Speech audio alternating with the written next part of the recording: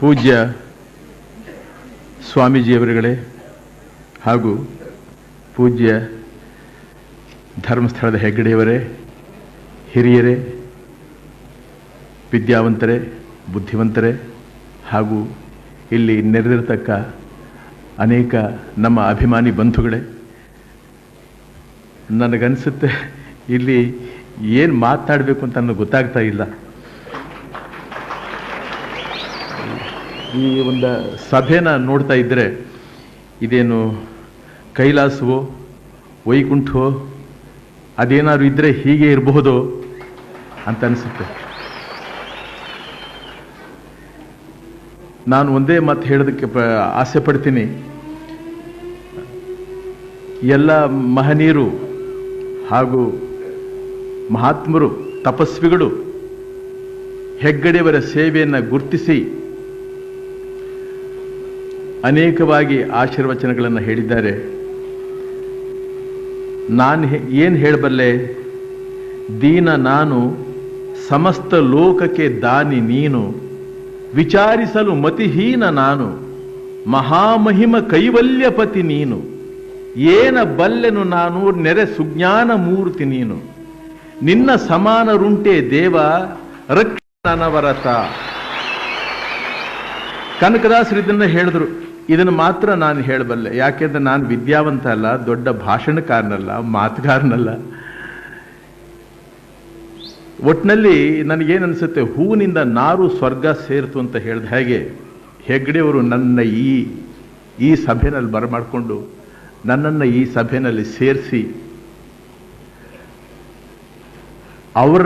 ಅವ್ರನ್ನ ಆಶೀರ್ವಾದ ಮಾಡಿದ ಎಲ್ಲ ಮಹನೀಯರುಗಳು, ಅವರು ನಮಗೂ ಆಶೀರ್ವಾದ ಮಾಡಿದ್ದಾರೆ ಅಂತ ನಾನು ಅನ್ಕೋತೀನಿ.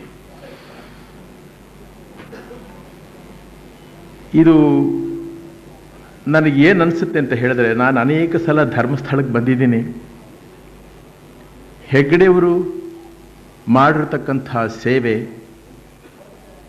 ಜನಸೇವೆಯೇ ಜನಾರ್ದನನ ಸೇವೆ ಅಂತ ಹೇಳ್ತಾರೆ ದೊಡ್ಡವರು. ಹಾಗೂ ದೊಡ್ಡ ದೊಡ್ಡ ಸಾಧುಗಳು, ಸಂತರು ಬೇಕಾದಷ್ಟು ಹೇಳಿದ್ದಾರೆ.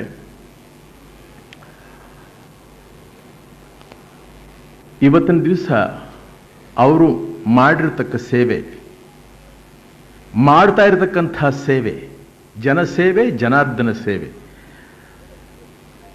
ಅವ್ರಿಗೆ ಎಷ್ಟು ಮಾಡಿದ್ರೂ ತೃಪ್ತಿ ಕಂಡಿರಲಾರು. ಅವರು ಯಾಕೆ ಕಂಡಿರಲಾರು?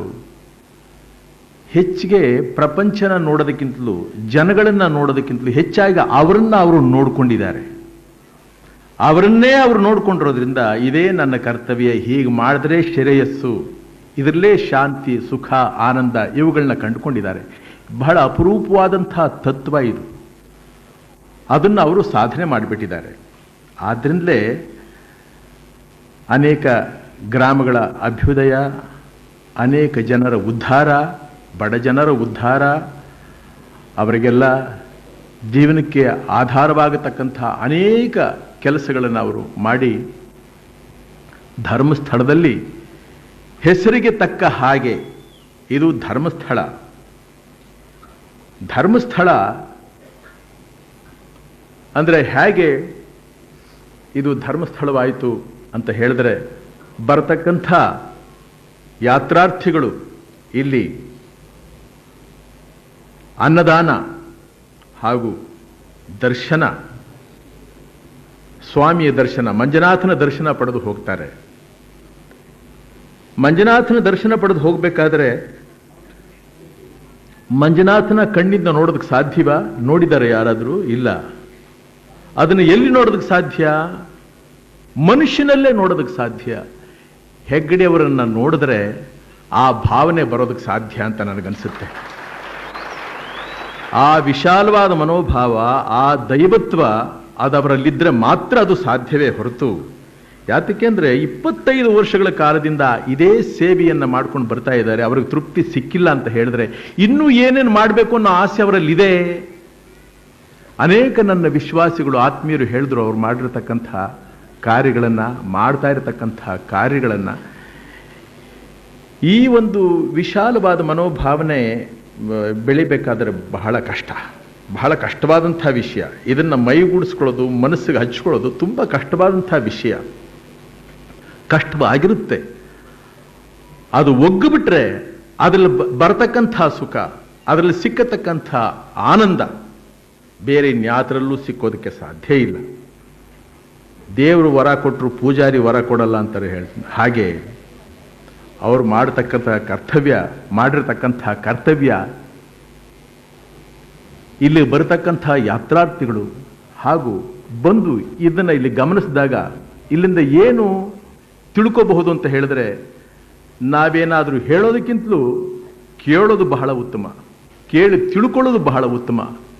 ಈ ಕ್ಷೇತ್ರದಲ್ಲಿ ಬಂದು ಏನಾದರೂ ತಿಳ್ಕೊಂಡೋಗೋದಕ್ಕೆ ಚೆನ್ನಾಗಿರುತ್ತೆ ಹೊರತು ತಿಳಿ ಹೇಳೋದಕ್ಕೆ ಚೆನ್ನಾಗಿರೋದಿಲ್ಲ.